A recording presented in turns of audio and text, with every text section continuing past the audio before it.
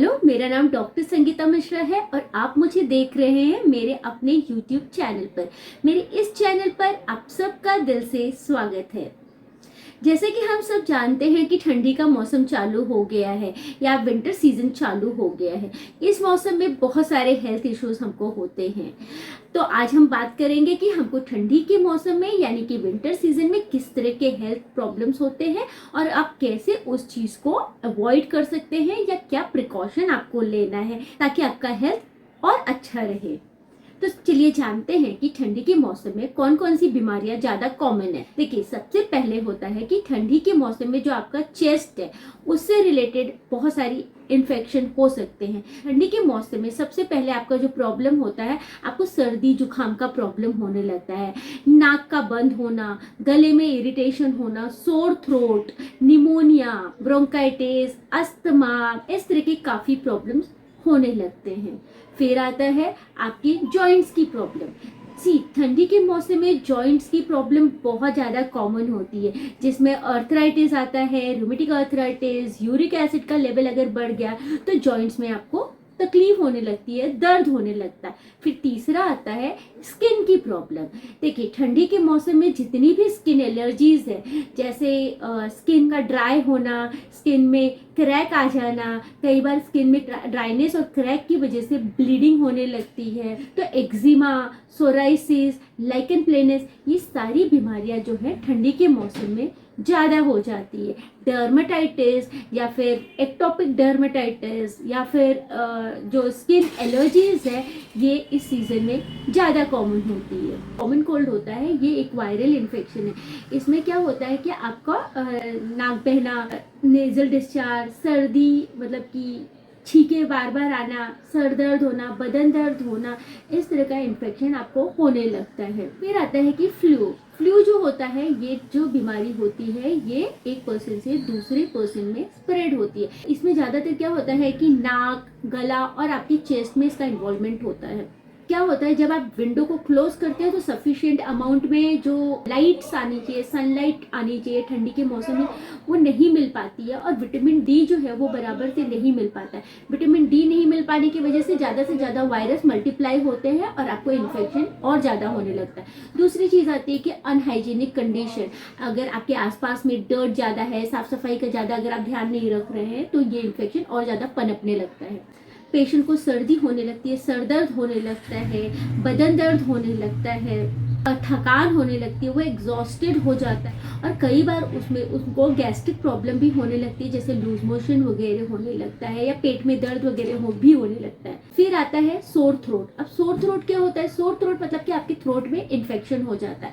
तो कई बार क्या होता है कि जो आपके टॉन्सिल्स हैं वो एनलार्ज हो जाते हैं, कई बार उसमें पस फॉर्मेशन हो जाता है, जिससे आपको खाना पीना खाने में दिक्कत होने लगती है, ठंडे पानी से प्रॉब्लम होने लगती है, किसी भी ठंडी चीज़ से या ठंडे वेदर से आपका पेन ज़्यादा होने लगता है, आपके गले में चुभन होने लगती है या किसी पेशेंट को जलन होने लगती है और कई बार आपके गले में ब्लिस्टर्स मतलब छोटे छोटे से छाले भी दिखाई देने लगते हैं।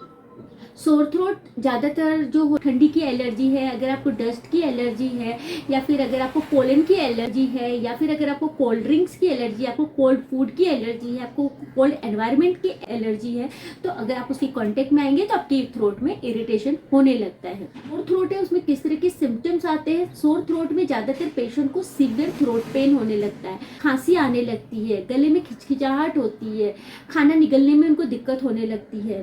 निमोनिया जो होता है ज़्यादातर वो बैक्टीरियल इन्फेक्शन की वजह से होता है। लंग्स में एल्वियोलाइज होते हैं, एयर सैक्स होते हैं, ये इन्फ्लेम्ड हो जाता है और जिसकी वजह से पेशेंट को ब्रेथलेसनेस होने लगता है, सांस लेने में तकलीफ होने लगती है, खांसी कंटिन्यूसली आने लगती है और ज़्यादातर उनको रात के टाइम में खांसी आने लगती है।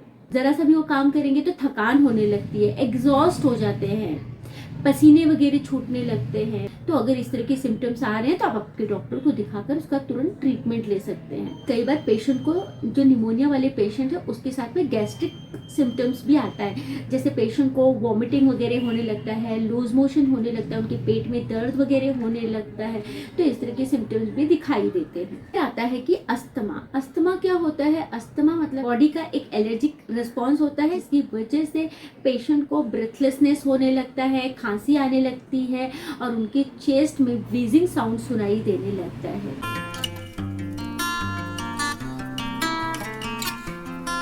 और ज़्यादातर जो अस्थमा होता है इसमें पेशेंट को किसी न किसी चीज़ की एलर्जी होती ही है।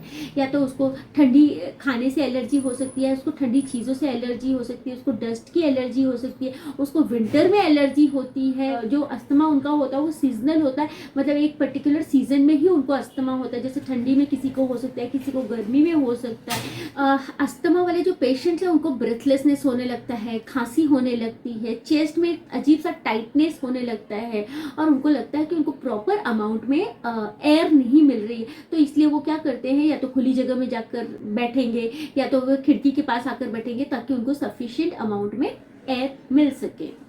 और ये कई बार क्या होता है कि पोल्यूशन की वजह से भी होता है। जो पोलेंस होते हैं, अगर एनवायरनमेंट में जैसे धूल मिट्टी बहुत ज़्यादा है, कहीं कंस्ट्रक्शन का काम चल रहा है, आपके घर में अगर आपको डस्ट की एलर्जी है और आपका जो चादर वगैरह है, बेडशीट है या फिर ब्लैंकेट है वो अच्छे से क्लीन नहीं है, उसमें धूल मिट्टी है, आपके घर के जो पर्दे उसमें धूल मिट्टी है, तो आपको इन्फेक्शन के चांसेस और ज़्यादा बढ़ जाते हैं। अभी बहुत सारे पेशेंट्स को क्या होता है कि हार्ट अटैक भी विंटर सीजन में बहुत ज़्यादा होता है। देखिए विंटर सीजन में क्या होता है, जितनी भी मसल्स हैं, जितने भी मसल्स के अंदर चेंजेस आने लगता है, जिसकी वजह से आपके हार्ट के जो मसल्स हैं वो अफेक्टेड होने लगती हैं।